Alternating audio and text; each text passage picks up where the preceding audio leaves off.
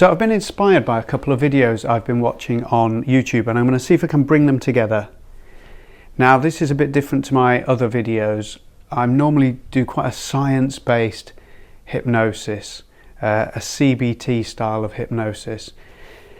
And this is going to be talking about manifesting and more spiritual things, which is a passion of mine, but I just wanted to separate that from what I normally do. So I watched this video and it was talking about manifesting, and I think that is a form of hypnosis. If you take out the bit about manifesting where you change reality, or you move to another reality, or you create something out of nothing, you make something happen by manifesting, you make it real. So if we just park that for now and look at the hypnosis side, because in manifesting you would imagine a situation or a scenario as real as possible going how you want it to go.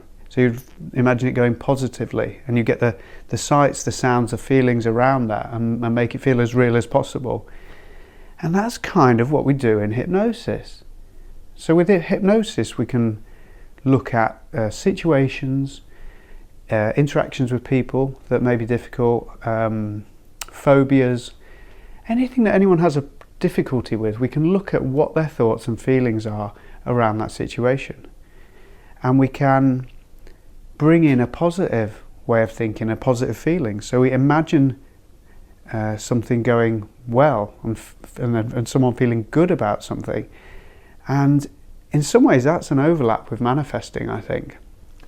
So if you take out whether there's some kind of magic or reality change there, it's interesting to look at that, because I think what happens with hypnosis is we have a situation that someone's always had negative feelings about and constantly has negative thoughts. Maybe it's public speaking and they just think they can't do it, it's not going to happen, and then they go into hypnosis, and under supervision in hypnosis start imagining that goes well, and they're getting a round of applause and they're enjoying themselves.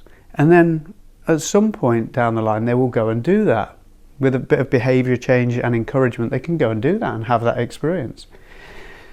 So if you take out this idea of actually changing reality and just see it as a kind of a way of seeing reality and improving how your mind judges situations, then I think there's an overlap.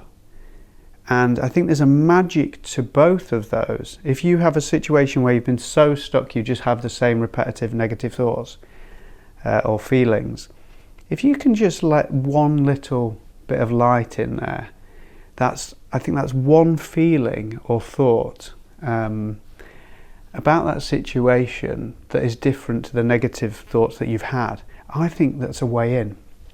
It's making me think of that story about how the sky was full of clouds, and I can't remember, someone said to the clouds, can you form a shape of some trousers? And once the sun shone through that trouser, it opened up the whole sky. So if you can just let a little bit of light in, the metaphor is if you let a little bit of light in, a little bit of change, it's amazing what can open up. And I think that's true with hypnosis.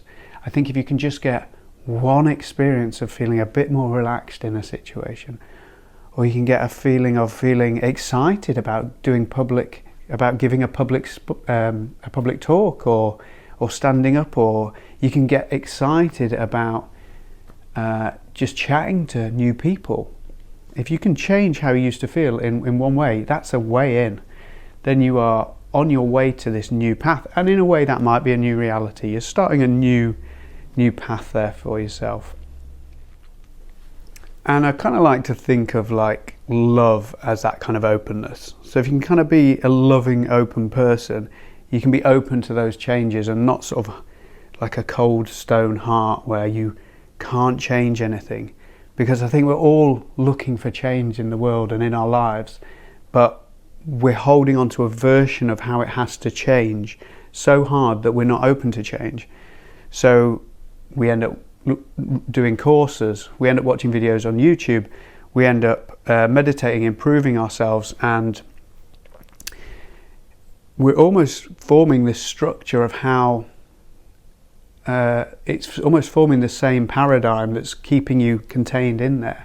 So we're kind of building up all this skill and making ourselves better, and that kind of supports the idea that we need to be better. When actually, if you can let a little bit of light in, if you can open your heart a little bit and just forgive someone, or forgive yourself, or perhaps imagine yourself just being more open and expressive and just saying how you feel and being curious about what people think about that. Having conversations with people and being curious rather than being stuck in your views, stuck in your opinions. It can really open up your life and open up a new reality. And this ties into another video that I saw that was critiquing self-improvement. And I think this ties in. So in that way that we can see a problem when we're constantly trying to improve ourselves, if we just get this course, if we learn that language, if we get that skill, if we get that job, if we get that partner, if our partner says this thing, if we get that car, if we retire, if we make this much money, it's all building a paradigm for conditions in the future that you have to meet. And it's all training yourself to get better and not enjoy, in a way. Self-help isn't always about just accepting and being happy with yourself. There's often a lot of secret messages in there, or hidden messages that you give to yourself when you start doing something. When you start doing something that improves yourself, you have to be careful with that messaging. Are you doing it from the right place, that is a natural wanting to improve? Or is it a kind of, I have to have this thing now. I've seen this advertised course and I have to have it. I have to do it now. That's my problem now. I like what the title of that course was. I've got to do it now. And that's my solution. That's my answers there. To some extent, there's a lot to be said for valuing yourself and your skills and accepting who you are without needing to change. Not that that means to stop improving yourself. I think a lot of us, perhaps because if you're on this channel, you'll have that kind of seeking or wanting to improve yourself, or wanting to know yourself better, or wanting to understand how the mind works, how hypnosis works. So this kind of idea fits together with the manifesting. So the self-help can be a kind of negative hypnosis and therefore a negative manifesting. If you keep seeing these things you have to do, or when you see these courses or books or videos and they make you think, oh, that's me, that's a thing I need to solve, I'll watch this video and it's going to give me an answer to something. You're still kind of supporting a paradigm that's kind of like, I need to answer something, I need to fix something. And I do think that's a natural human way to evolve and work. But we have to be careful what the underlying messages are. So it can be a bit of negative self-hypnosis. So if a title of a course or a video triggers something in you, of that feeling of I need to do that thing, or I haven't got that skill, or oh, that's what's wrong with my life. And even our thinking about situations. So if we're thinking about a situation that bothers us, or a person that bothers us, or we need to get a certain job or house or car, there's a message in there that I'm not okay till I get that. And there's these little subtle messages that are very interesting, and they could be seen as a kind of self-hypnosis in a negative way. So it's a skill to be able to want something and to move forward and improve yourself, but at the same time not have that kind of knee-jerk reaction, negative feeling. And one of the ways to do that is to notice when that feeling happens. Don't be bothered if you get that feeling, that's natural.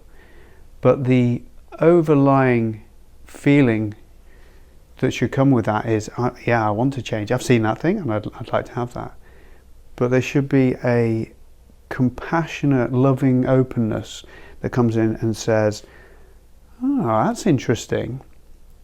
I felt like I wanted something there and I needed something, and I can have that passion for it, but I can also notice myself like a perfect child, or like a pet that is just perfect, that doesn't need to change. So you can hold those two things at the same time.